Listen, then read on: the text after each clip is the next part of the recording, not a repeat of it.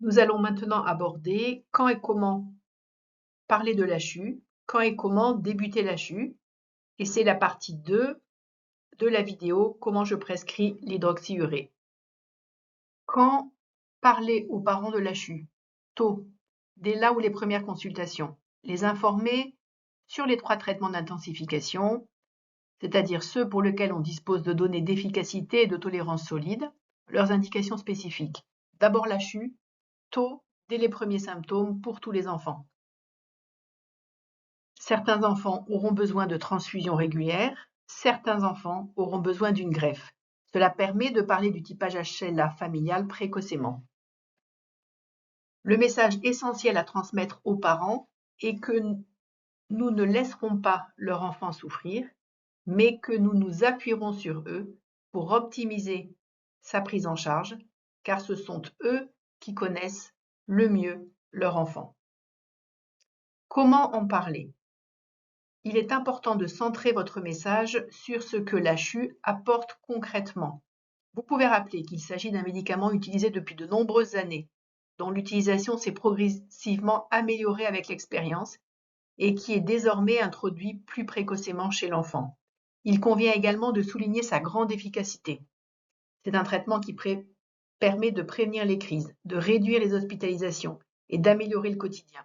Enfin, il faut insister sur le fait qu'il s'agit d'un traitement capable de modifier l'évolution de la maladie en améliorant la qualité de vie et la croissance de l'enfant.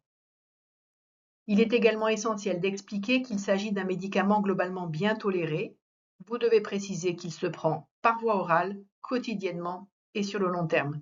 Il nécessite une surveillance régulière par prise de sang, comme le suivi habituel de la maladie.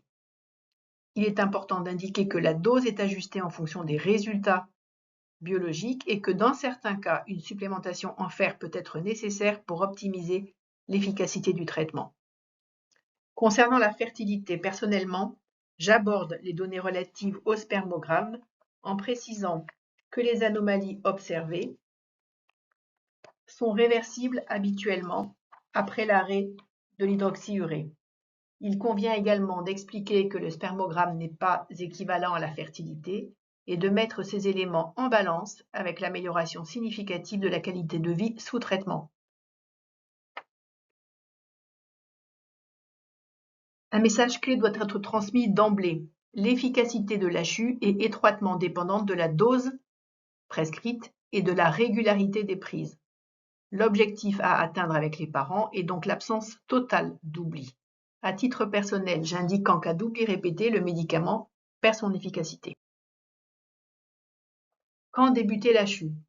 Si le parent n'est pas convaincu des bénéfices du traitement, il ne le donnera pas régulièrement. Dans ce cas, si possible, attendez. Parfois, le parent a besoin de temps pour mieux connaître les signes de la maladie, pour accepter l'idée d'un médicament à vie ou parfois pour se sentir en capacité de prendre soin de son enfant. Vous rencontrerez de nombreuses situations où il vous faudra comprendre pourquoi les parents ne sont pas prêts. Les écouter et essayer de repérer les freins. Ça peut être des craintes, des croyances, des mauvaises expériences. Je crois qu'il est très pertinent d'être présent au moment des premières crises, car c'est là où vous allez recueillir les confidences des familles. Si les familles voient que vous les comprenez, elles vont vous confier leurs craintes. Cela permettra de répondre à leurs besoins, ce qui favorisera l'adhésion des parents. Essayez autant que possible de vous appuyer sur les 2 parents. Avant l'initiation du traitement, il est indispensable de disposer du bilan préthérapeutique, à savoir NFP réticulocytes, paramètres hémolytiques, LDH-Bili, ionogramme sanguin pour la fonction hépatique et rénale et les réserves en fer. Bien sûr, ajoutez une analyse quantitative de l'hémoglobine pour la mesure du taux d'hémoglobine fœtale. Au plan pratique, il est recommandé d'initier l'ACHU à la dose de 20 mg par kilo et par jour. Il est nécessaire d'arrondir la dose quotidienne afin de simplifier la prise pour les parents et de la répartir sur la semaine, par exemple, sur 6 jours sur 7. Pour des raisons de sécurité, je déconseille d'associer chez un même patient des comprimés dosés à 1000 mg et à 100 mg. L'enfant doit être revu entre 4 et 6 semaines après l'instauration du traitement afin de réaliser un hémogramme. L'objectif est d'évaluer la tolérance hématologique, appréciée notamment au travers de la diminution des PNN. Les autres paramètres biologiques peuvent rester inchangés à ce stade.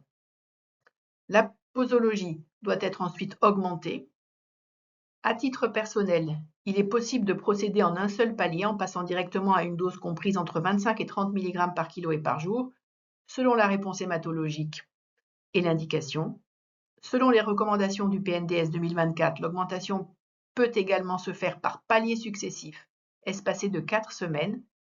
Je privilégie les paliers de 5 mg kg jour afin d'obtenir une efficacité plus rapide, ce qui contribue à renforcer le sentiment d'efficacité des parents. Dans mon expérience, la pratique des paliers trop petits et trop espacés expose à la récidive des crises douloureuses sous-achues et est source de découragement et de défaut d'observance.